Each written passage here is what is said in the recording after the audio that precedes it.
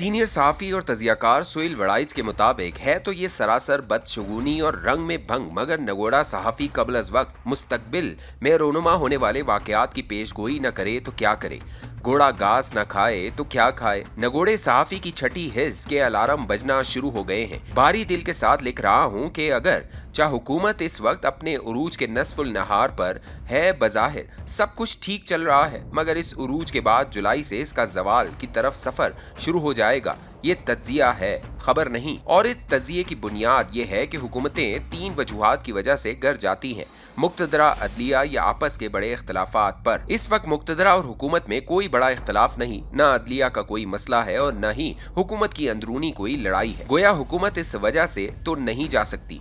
हुकूमत के जाने की दो और वजूहात भी होती हैं, वो होती हैं माशी और सियासी। ये दोनों वजूहात मौजूदा हुकूमत के जवाल की बुनियादें खोद रही हैं। मौजूदा हुकूमत ने 3 साल में मईशत को मुस्तहकम तो किया, मगर माशी जमूत को तोड़ नहीं सकी। बदली हुई बैनुल-अक़वामी हिमायत के बावजूद हुकूमत अभी तक माशी परवाज टेक ऑफ शुरू ही नहीं कर सकी। एक टॉप माहिर मईशत के मुताबिक इस बजट के बाद या तो हुकूमत को खुद को तब्दील करना पड़ेगा या फिर घर जाना पड़ेगा।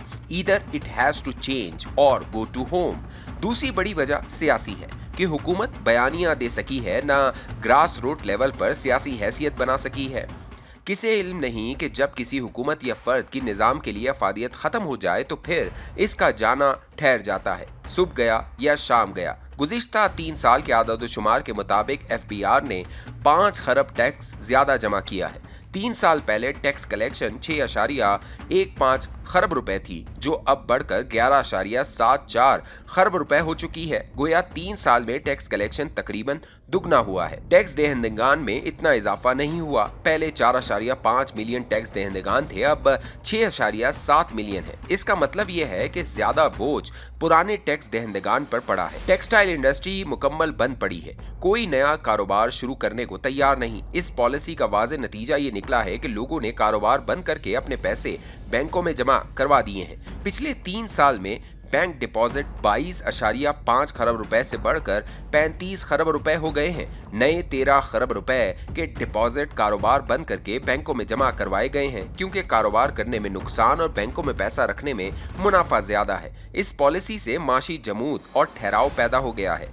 माशी जमूत महंगाई, बेरोजगारी और मायूसी पैदा करता है। मखसूस जोग्राफियाई हालात की वजह से पाकिस्तान को अपनी दिफाई हैसियत पर तवज्जो देना पड़ती है। हाल ही में भारत ने $2 अरब के नए ड्रोन्स के ऑर्डर्स दिए हैं। अगली जंगें अब ड्रोन्स और मिसाइल की फिजाई जंगें हैं। अगर पाकिस्तान ने माशी परवाज शुरू न की तो फिर हम दिफा में भी पीछे रह जाएंगे। जो मुल्क मजबूत मईशत रखते हैं, दिफा भी इन्हीं का मजबूत होता है। साहिब इक़्तिदार लोगों को दीवार पर लिखा नजर आना बंद हो जाता है और वो खुद ही अपने मसनूई कारनामों और अपनी बुलंदी व बरतरी पर फख्र महसूस करना शुरू कर देते हैं। अच्छे खासे माकूल और तारीखी शऊर रखने वाले लोग भी इक़्तिदार के नशे में पागल हो जाते हैं। वो हक़ाइक़ को अफसाना और अफसाने को हकीकत समझने की नफ्सियाती बीमारी में मुब्तला हो जाते हैं। अपनी 40 साला सहाफ़ती जिंदगी में अपने बेशुमार सियासतदानों और ब्यूरोक्रेट दोस्तों को ताकत मिलते पर तब्दील होते देखा है। लॉर्ड एक्टन ने सच कहा था, इक़्तिदार इंसान को बिगाड़ता है और मुतलकुल इक़्तिदार इंसान को मुकम्मल तौर पर बिगाड़ देता है। हुकूमत को जवाल तब आता है जब हुकूमती शजरा साया न दे सके। अंग्रेजी अल्फाज में the utility of the government is now over. हुकूमती चिराग मजीद रोशनी फराम न कर सकें, आगे बढ़ने का विजन न हो। याद रखें, ठहराव मौत होता है और तहरीक जिंदगी। मौजूदा हुकूमत अफादियत इसलिए खो रही है कि ये ठहराव का शिकार है। इसका मुस्तकबिल का कोई बड़ा विजन ही है। जब बेरोजगारी मुसलसल बढ़ रही हो, तेल की कीमतें चढ़ रही हो, न सरमायाकारी आ रही हो और न कोई नई मनसूबाबंदी सामने आ रही हो, तो हवाएं रुख बदलने लगती हैं। हुकूमती चरागों में रोशनी नहीं रहती। बेजान लाशों को उठाकर कौन ज्यादा दूर तक चल सकता है। अभी चंद दिन पहले नामवर सहाफ़ी फहद हुसैन ने विफाकी वजीरों के नाम लेकर हर एक से पूछा है कि इसकी क्या कारकर्दगी है। वजीरों ने 2-3 बरसों में सिवाय मरात लेने, प्रोटोकॉल के झंडे लहराने और अवाम व सहाफ़ियों से दूर रहने के अलावा क्या किया है।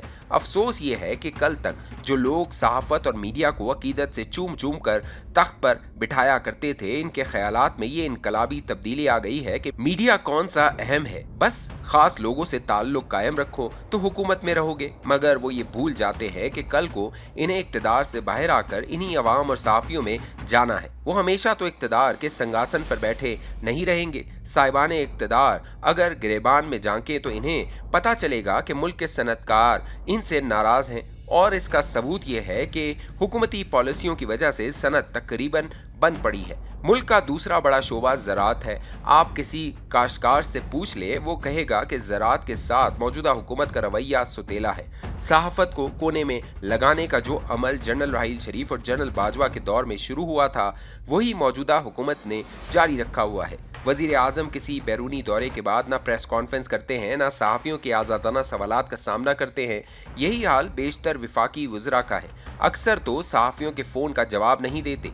मईशत की कहानी आप शुरू में सुन चुके। सियासत मौजूदा हुकूमत की सरशिस्त में ही नहीं, वज़ीर आज़म और इनकी काबीना ने आज तक कोई सियासी फैसला किया है, न कभी सियासी जलसों से खिताब किया है, और न ही सियासत की तरफ कभी निगाह गलत डाली है। हालांकि वज़ीर आज़म और इनकी काबीना सियासत ही के नाम पर इस जगह पहुंचे हैं। कम अज़ कम सियासत के नाम का लिहाज ही कर लें।